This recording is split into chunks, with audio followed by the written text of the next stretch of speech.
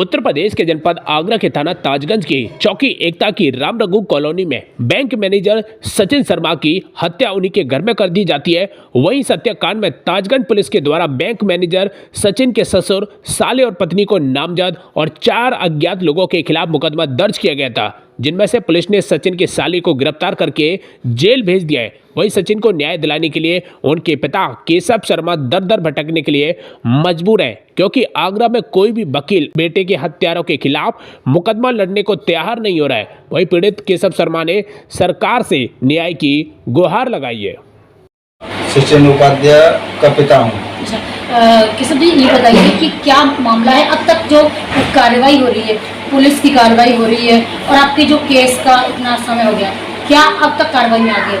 उसमें एक जो नामजद 3 लोग हैं, उनमें से एक उनका बेटा पकड़ा गया है और उससे ज़्यादा गहनता से पूछताछ भी नहीं की गई। केस का राज खुला नहीं है और जो 2 मुख्य व्यक्ति हैं वो अभी फरार चल रहे हैं, उनको अभी अरेस्ट ही नहीं किया है। तो आगे आपने किसी एडवोकेट से बात की? एडवोकेटों से बात हम करते हैं तो हमारे साथ तो कोई एडवोकेट तैयार ही नहीं हो रहा है। बोल रहे हैं कि रावत जी का इतना दबाव है कि हम लोग आपका केस नहीं दे सकते।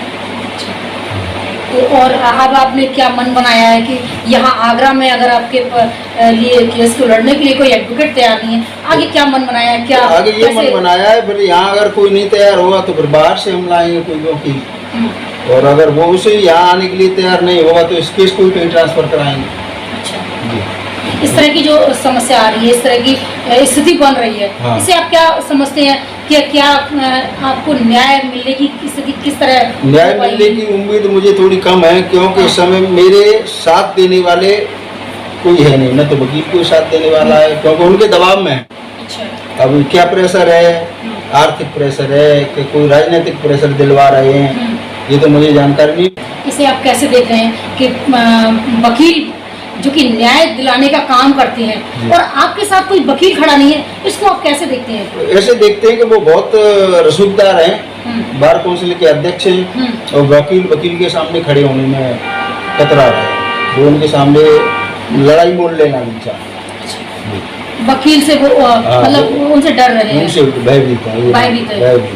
तो अब आगे की क्या रणनीति रहेगी? आप क्या आगे मन बनाया और क्या करेंगे जिससे आपको न्याय की उम्मीद हो? अब देख रहे हैं, खोज रहे हैं, अगर कोई वकील मिलता है तो यही करते हैं, अगर यहाँ नहीं मिलेगा तो बाहर से लाएंगे, वकील तो लाएंगे और केस भी लड़ेंगे। मेरा तो बेटा चला गया, जिंदगी भर की जो मेरी कमाई थी वो चली गई, तो और मैं क्या करूँगा? अंतिम सांस तक मैं लड़ूंगा। अगर मुझे न्याय नहीं मिला तो मैं खुद भी आत्महत्या कर सकता हूँ, क्योंकि वकील वो इतना कहते हैं कि हम आपके पास इतने मुकदमे दायर कर देंगे फर्जी कि आप जिंदा नहीं रह सकते। ये कौन कहता है कि ये उन्होंने में से कई लोगों से कहा है, तो उन लोगों ने मुझसे कहा। अच्छा, इस तरह की बात कर कौन रहा है? क्या रावत जी कर रहे हैं, विजेंद्र सिंह रावत। अच्छा, विजेंद्र सिंह रावत इस तरह के मैसेज उन लोगों से कह रहे हैं। हाँ। और वो लोग फिर आके मुझसे कहते हैं एक दूसरे के द्वारा। अच्छा, तो आप व्यक्तिगत मुझसे तो नहीं कहा उन्होंने, या फोन पे नहीं कहा, हाँ। लेकिन इतना जरूर है कि उन्होंने कहा है लोगों से। तो इस तरह के और मैसेज एक फर्जी मुकदमा दायर किया भी है उन्होंने। अच्छा। मेरे खिलाफ महिला थाने में। ये जो केस किया है वो कब किया है? आपके वो बेटे 17 तारीख को, 17 तारीख बेटे की हत्या हुई है, 11 तारीख की रात को जी, और 13 तारीख को पोस्टमार्टम हुआ है उसका। और पुत्र वधू वहाँ पोस्टमार्टम के बाद जब लाश हम जलाने के लिए ले गए तब हमारे साथ गाँव गई थी और दूसरे दिन ही वो वापस आ गई। अच्छा। हाँ, और जब हमने कहा कि अपने संस्कार में ऐसा है कि यहाँ रुकना है अपनी देरी में, तो उन्होंने कहा अगर आप हमें यहाँ रखते हो तो मैं आत्महत्या कर दूंगी यहाँ पर। अच्छा। तो हमने उसको अपने पियर भेज दिया। अच्छा। और उसके 2 दिन बाद उन्होंने हमारे खिलाफ FIR दर्ज कर दी महिला थाने में, और उसमें केस ये लगा है कि मुझे वहाँ मारा पीटा, मुझे जलाने की कोशिश की, और दहेज के मामले में वो उससे पैसे मांगते हैं।